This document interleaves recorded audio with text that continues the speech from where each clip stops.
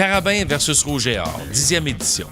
Bienvenue à Focus, mon nom est Ray Lalonde, consultant en sport et en business, conférencier et chroniqueur à Cogeco et à RDS, et voici mon podcast quotidien qui analyse le sport et les enjeux avec contexte et perspective. Et c'est parti! En fin de semaine prochaine aura lieu la Coupe Dunsmore, emblème de la suprématie du football universitaire québécois. Le match aura lieu au PEPS de l'Université Laval samedi, le 10 novembre. Danny Machocha est le dirigeant, entraîneur-chef des Carabins. Glenn Constantin, le génie, entraîneur-chef, derrière la machine du Rouge et Or. Alors, c'est la 6e année de suite que Montréal et Québec vont s'affronter en finale.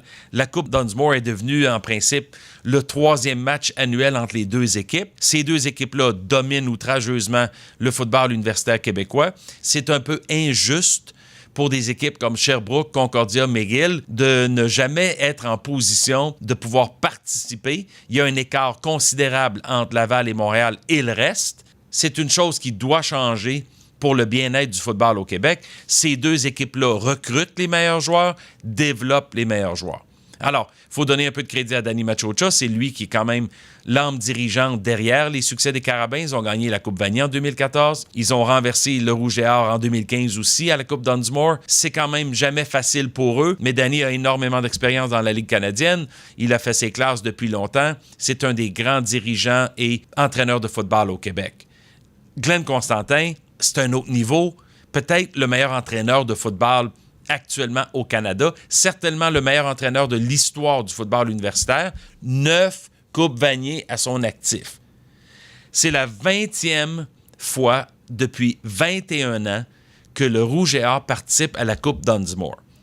C'est la 10e fois que les deux s'affrontent, Laval et Montréal, en Coupe Dunsmore, puis Laval a une fiche de 7 victoires, 2 défaites jusqu'à maintenant.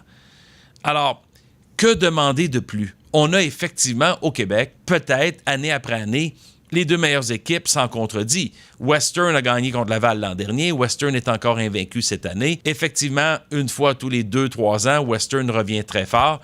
Calgary, BC dans l'Ouest canadien.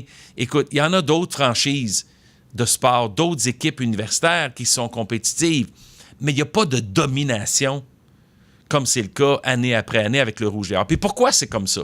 Bien, l'université y croit. L'infrastructure est impressionnante. Les installations sportives du Rouge et Or sont comparables à des équipes de la NCAA aux États-Unis et meilleures que plusieurs équipes de la Ligue canadienne aujourd'hui. Le vestiaire, l'infrastructure, la salle de musculation, tout le setup autour du Rouge et Or favorise le Rouge et Or dans sa préparation. Les deux équipes recrutent mieux que n'importe qui au Canada. Les meilleurs athlètes veulent toujours jouer soit pour un, soit pour l'autre. Ça laisse pas grand-chose à McGill, Concordia et Sherbrooke. Bishop était dans la Ligue, ils ont quitté pour aller jouer dans la Ligue des Maritimes parce qu'ils trouvaient que c'était injuste et qu'ils n'avaient aucune chance de gagner. C'est pas facile pour les autres équipes. Ils ont encore de très bons joueurs, mais Laval et Montréal ont de meilleurs budgets. Et tant que ça ne changera pas à ce niveau-là, ça va être dur pour les trois autres de compétitionner. Et même les équipes du reste du Canada regardent avec ambition et envie les succès du Rouge et Or. Fait qu'il faut donner le crédit à Glenn Constantin qui a monté cette franchise-là de ses mains depuis plus d'une dizaine d'années. C'est un champion incontesté, mais c'est aussi un gars avec une vision. Il s'investit, il met le temps et l'énergie, il organise énormément de visites de recrutement, il sait quoi dire à ces jeunes-là, il leur donne confiance, qu'il va être le meilleur entraîneur, c'est le meilleur programme pour leur donner une opportunité de se développer comme joueur de football, puis de poursuivre leur carrière, peut-être au niveau professionnel. Il y a une chose qui est claire, c'est qu'on va avoir à faire un bon match. Les deux équipes sont encore une fois très près l'une de l'autre. L'avantage du terrain, c'est pas négligeable. Dans ce cas-ci, ça va être à Laval. Si ma mémoire est bonne, je pense que le match de demi-finale canadienne aura lieu à Laval aussi. Et encore une fois, si ma mémoire est bonne, la Coupe Vanier aura lieu à Laval. Alors, quand on parle d'avantage du terrain, le Rouge et Or est en excellente position. Ça ne veut pas dire qu'ils vont gagner le match en fin de semaine. Ça veut juste dire qu'ils savent très bien qu'ils ont une opportunité de ne pas avoir à se déplacer, de jouer dans leur domicile avec leurs partisans, leurs vestiaires sur leur terrain d'ici la fin de la saison du football universitaire canadien. Alors, bonne chance aux deux équipes. Bravo aux entraîneurs et à leurs entraîneurs adjoints.